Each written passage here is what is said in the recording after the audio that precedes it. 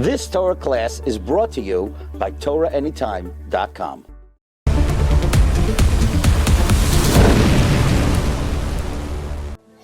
People love Judaism when Judaism is alive, when the shul is packed, when the zmiris are loud, when the cholent is hot, when the music is playing, when everyone around them is doing what they do. But I sometimes wonder, what would your Yiddishkeit look like if you were completely alone? No community, no social pressure, no expectations, no applause, no one watching, just you and Hashem. Because that's where the real story begins. How do you learn in an empty base medrash? Not during a packed night seder where the room is humming and you can barely find a seat. I mean when it's quiet, when nobody would notice if you would close the Gemara, when there's no one to impress, there's no status attached to it. It's just you sitting across from a Gemara trying to connect to the words of Hashem simply because they're the words of Hashem.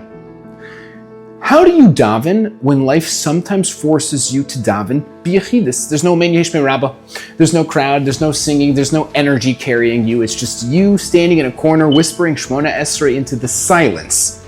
How's your davening then? How does your Shabbos look in a hospital when there's no beautifully set table, there's no guests, there's no atmosphere, there's just fluorescent lights and paper cups and machines beeping in the background? How's your Shabbos then? Do you still feel the queen there? Everybody loves a good Friday night Suda. But sometimes I wonder, what does your Malava Malka look like?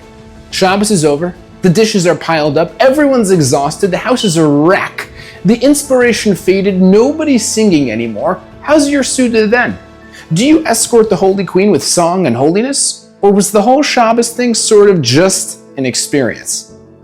How does your Ahavas Yisrael look when the Jew next to you doesn't validate you, but he threatens you, when he disagrees with you, when he competes with you, when he gets the aliyah that you wanted, when he gets the success you wanted, when he gets the respect you wanted, when he seems to be doing Avodas Hashem better?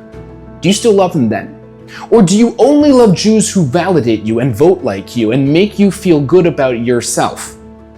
How do your midos look inside your own home? Not in public, not at shul, not during night seder, at home, with your wife, when nobody's watching.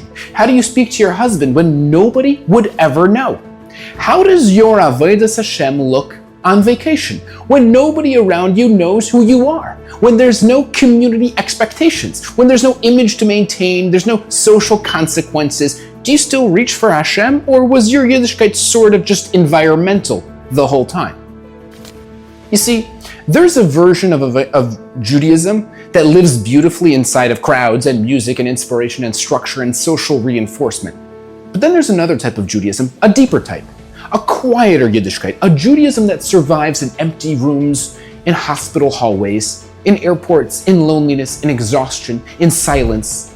That's the Judaism that built this nation.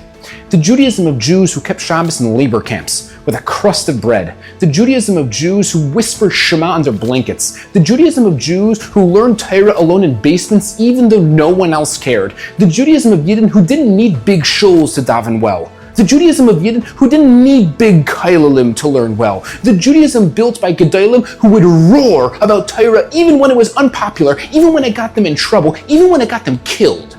That's the Judaism we inherited. And that's really the only Judaism worth bequeathing.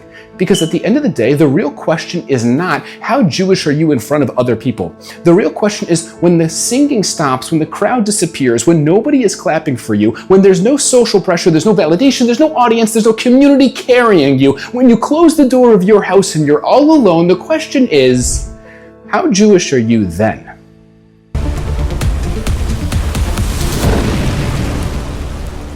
You've just experienced another Torah class brought to you by TorahAnytime.com.